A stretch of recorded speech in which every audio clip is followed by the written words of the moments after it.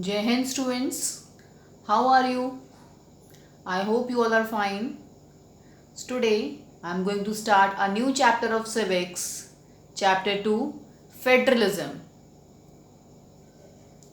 In the previous chapter, we noted that vertical division of power among different levels of government is one of the major forms of power sharing in modern democracies.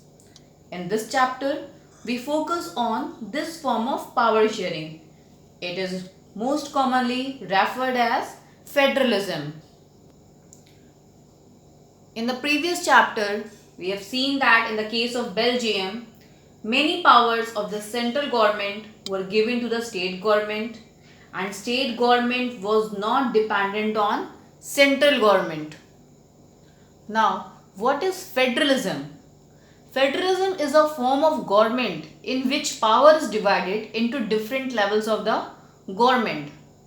And there are three levels of government: central government, state government, and local government. Local government means that is at village level, that panchayati system. State government works for the state, different state having different state governments, and central government is work for the whole country. Now we'll discuss about the features of the federalism. First feature is there are two or more levels of government.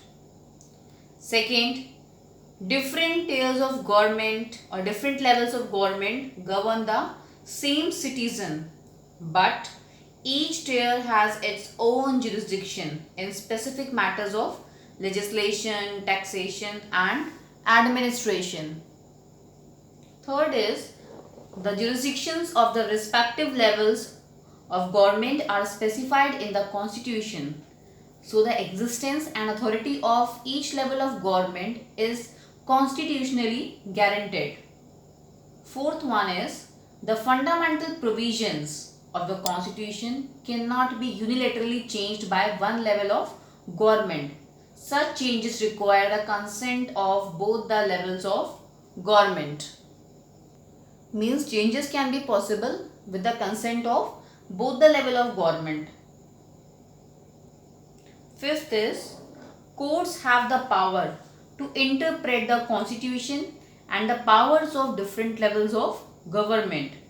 The highest court act as an umpire if dispute arise between different levels of government, like dispute arise between central government, state government, or between state and state. So on that time courts interprets. Next is sources of revenue for each level of government are clearly specified to ensure its financial autonomy. And the last one is the federal system must have fulfill the two aspects. First is mutual trust and second is agreement to live. Government at different levels should agree to some rules of power sharing. They should also trust that each would abide by its part of the agreement. An ideal federal system has two aspects, that is mutual trust and agreement to live together. Only that federalism is possible. There are two routes of establish federalism. First is coming together federation and second is holding together federation. Now what is coming together federalism?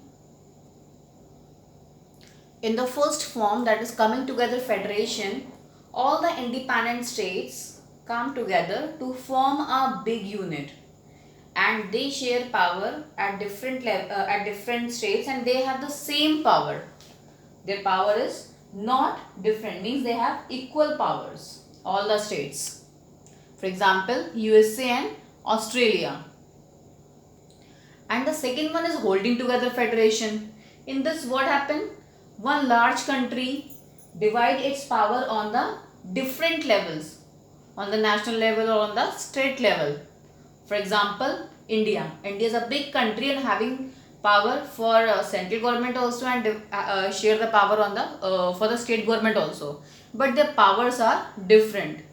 Of course, central government is more powerful than state government. As you all know that कि India is also a federal country. But what makes India a federal nation? India emerged as an independent nation after the partition, after the painful partition. After independence, several princely states became a part of the country and a constitution declared India as a union of states. Indian Union is based on the principle of federalism. If you remember, we had done in the beginning of the chapter that features of the federalism. The first feature is power divided into the three levels of government, that is central government, state government and local government. So these three different levels enjoy separate jurisdiction. The constitution clearly provided a threefold distribution of legislative powers between the union government and the state government. So it contained three lists: union list, state list, and the third is concurrent list. Now the union list. Union list includes subjects of national importance like defense, banking, currency, foreign affairs. They are in this list, they are in union list because we need a uniform policy on these matters throughout the country. Uniform policy means the same policy which works for the whole country, means it is not different from state to state. It is having the same rules for the whole country. That's why these subjects are in the list of union list. The union government alone can make laws relating to the subjects mentioned in the union list. There are 97 subjects in the union list. Second is state list.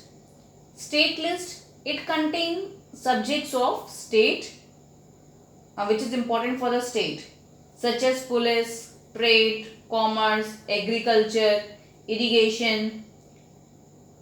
So it is controlled by the state. In state list, the state government alone can make laws relating to the subjects mentioned in the state list. There are 66 subjects in the state list.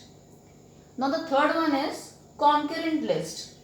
Concurrent list includes subjects of common interest, means which is for both union also, for the state and for both union, like education, marriages, adoption, forest. So both the union as well as the state government can make laws on the subjects mentioned in this list. So it is controlled by both.